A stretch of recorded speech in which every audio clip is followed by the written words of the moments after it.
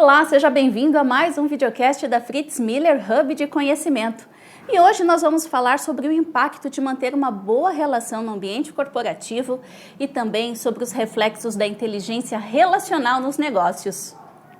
E para isso, eu converso com o professor Reinaldo Paiva, que também é psicólogo, psicoterapeuta cognitivo, coach e consultor de empresas. Seja bem-vindo, professor. Muito obrigado. Professor, os relacionamentos sociais têm sofrido um impacto bastante grande com o avanço da tecnologia. Sim. Qual que é a importância de se manter bons relacionamentos presenciais? Muito bem, a tecnologia é um paradoxo, né? Porque ela permitiu que pessoas distantes fisicamente e em outros fusos horários, em outros tempos, pudessem estar conectadas. Então, por exemplo, eu tenho minha filha morando a 500 quilômetros da minha residência, tenho minha mãe morando a 700 quilômetros de onde eu moro. No entanto, estou presente na vida delas todos os dias e elas na minha, por conta disso, da tecnologia poder propiciar esse contato direto, seja por telefone, por mensagem ou até numa ligação de áudio. De áudio e vídeo, né? Mas assim, nós somos seres sociais, o ser humano precisa do contato humano, a gente se torna humano na presença e no convívio com outros seres humanos, né? Uma coisa é o meio de comunicação, outra coisa é o meio formador da nossa humanidade. Nós não conseguimos ainda abrir mão do contato presencial. E com o advento da pandemia, com o momento da pandemia em que forçou muitas pessoas a ficarem afastadas ou muitas pessoas a ficarem confinadas, quando a gente veio voltando nesse movimento de se relacionar e de tocar a vida de uma maneira como a gente levava, eu percebo as pessoas com muita saudade da presença, com muita vontade de participar de novo de festas, dos rolês, de aulas presenciais, do contato humano direto. Não dá para abrir mão do contato humano direto por conta da nossa natureza mesmo. Somos seres relacionais.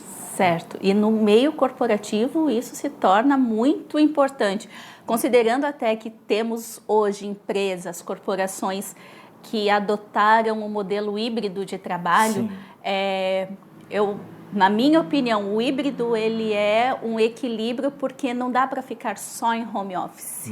Essa relação para o ambiente corporativo ela é imprescindível. Sim, também com o advento do Covid, com todos os movimentos que essa pandemia mundial fez e trouxe mudanças na nossa vida, esse novo formato de trabalho, trabalhos muitas vezes home office, trabalho muitas vezes de casa, o trabalho híbrido, que é uma parte no ambiente, no escritório, outra parte você na sua própria casa, isso propiciou que muitas pessoas e muitos gostos e preferências fossem atendidos.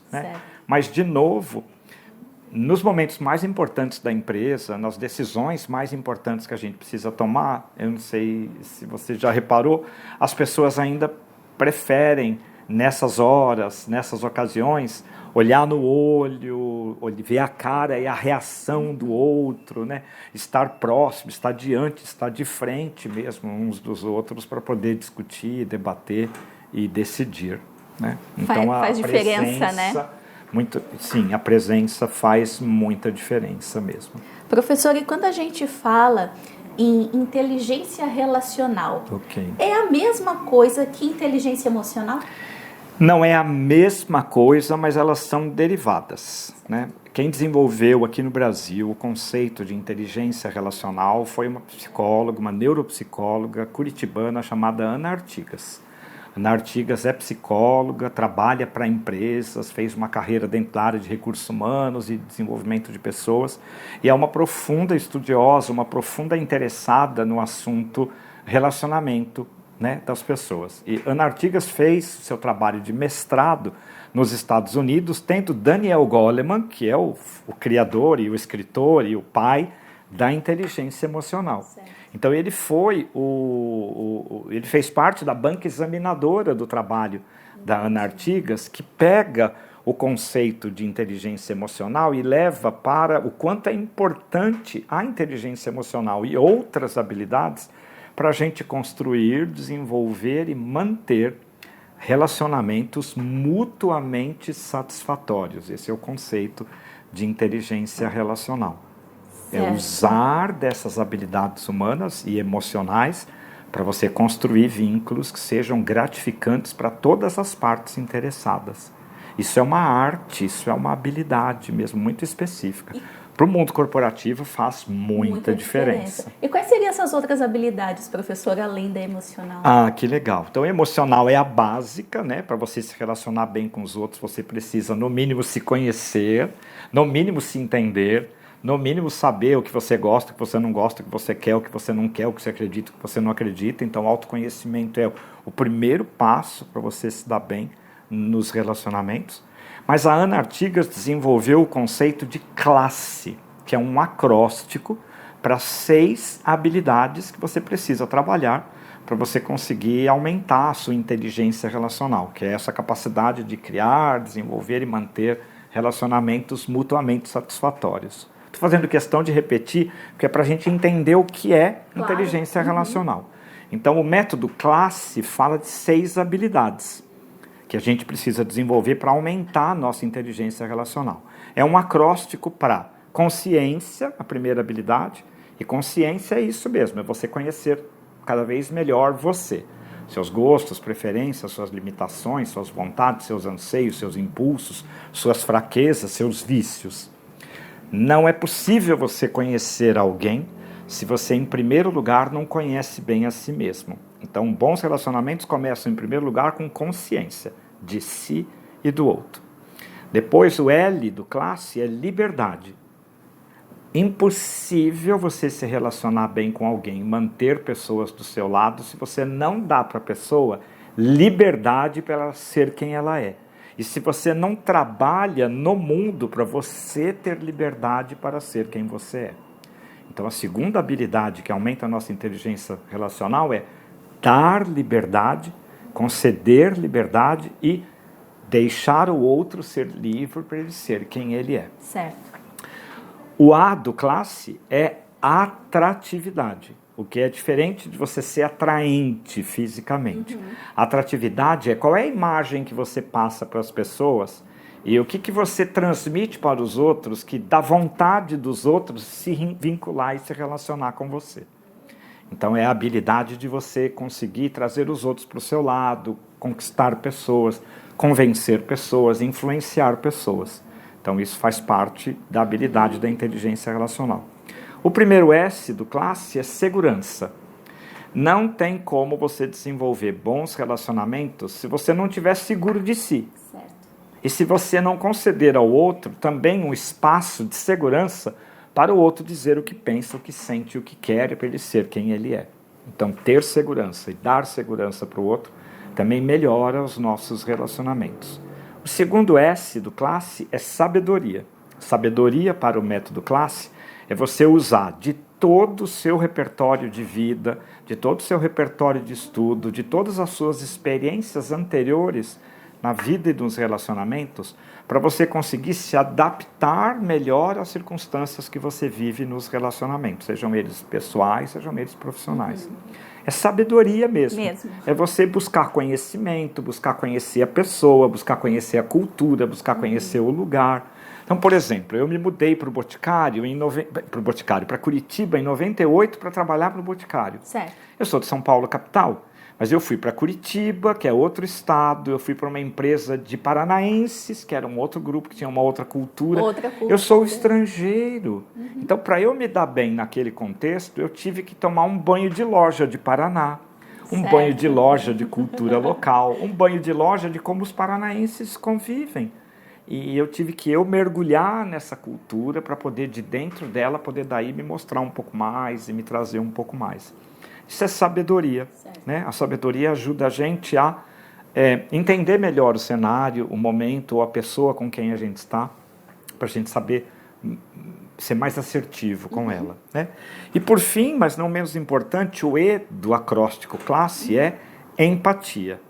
Muita gente acha que a empatia é a primeira. E segundo Ana Artigas, e eu concordo plenamente com ela, a empatia é só depois que você tem consciência, só depois que você tem liberdade, só depois que você tem atratividade, só depois que você é seguro e que você é sábio, você consegue, então, olhar para o outro, deixando você de lado e na perspectiva do outro entender qual é a necessidade, a perspectiva do outro.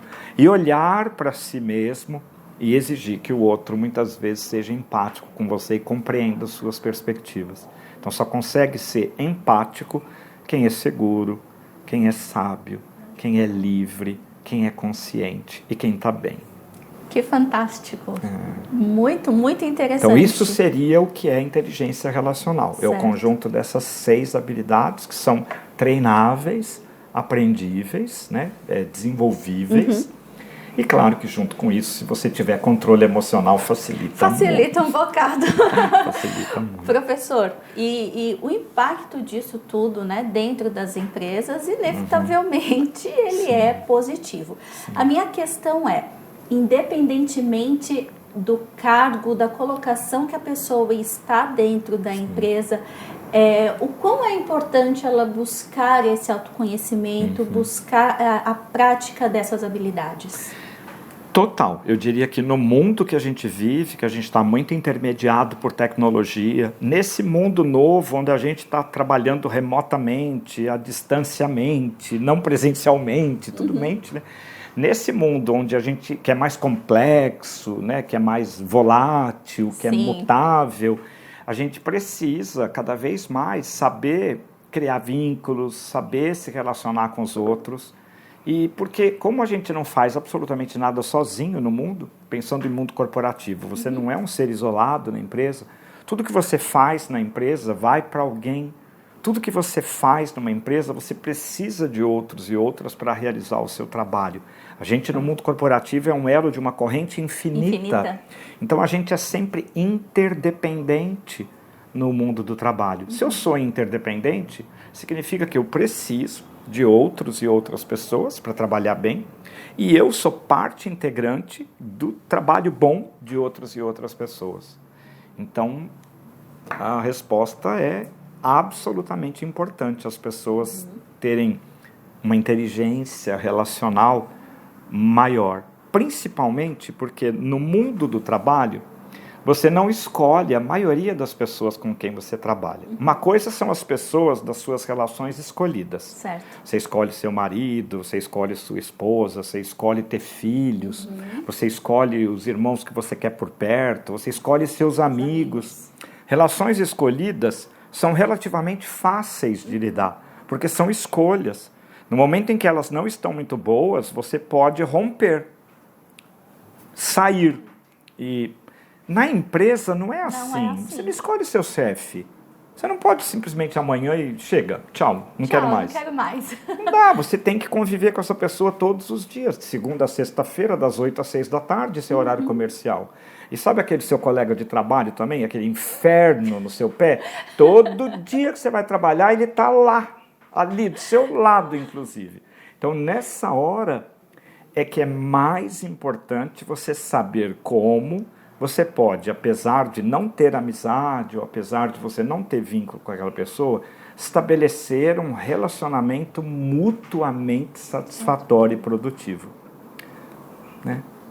A empresa já tem problemas demais para você ainda ter que ficar criando ou gerando problemas demais com os outros. Perfeito, né? Então, se você sabe se relacionar de uma maneira melhor, tem uma adaptabilidade maior, consegue criar vínculos de confiança, tal, o ambiente de trabalho é outro, sim, né? O resultado também é muito maior, acaba né? sendo maior. A produtividade é muito maior, fica mais leve, inclusive. É aquela coisa de levantar para ir trabalhar, disposto a ir trabalhar, né? Não aquela coisa, ai, mais um dia, tenho que ir trabalhar. Tudo isso acaba fazendo diferença. Sim.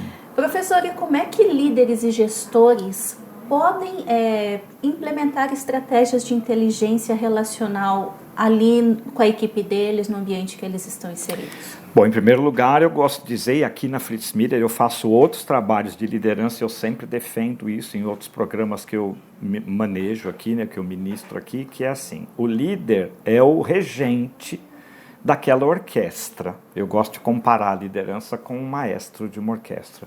O líder é o regente, é o líder que dá o tom. Então, eu diria que se o líder quer aumentar a capacidade relacional da sua equipe, fazer as pessoas estabelecerem, construírem, desenvolverem, manterem relacionamentos mutuamente satisfatórios e produtivos com mais propriedade, ele precisa, em primeiro lugar, trabalhar isso nele mesmo. Então, assim, né, Freud já dizia que ninguém dá aquilo que não tem dentro de si mesmo. Se o líder quer fomentar isso na sua equipe, ele precisa trabalhar esse tema nele mesmo. Ele precisa, então, conhecer e desenvolver essas habilidades nele próprio. E aí, a partir disso, aplicar isso no manejo diário com as pessoas da sua equipe e colocar isso para a sua equipe claramente como exemplo. E ele pode também fazer leituras, fazer cursos, fazer trabalhos nessa direção, né? Então, por exemplo, vamos pegar lá consciência.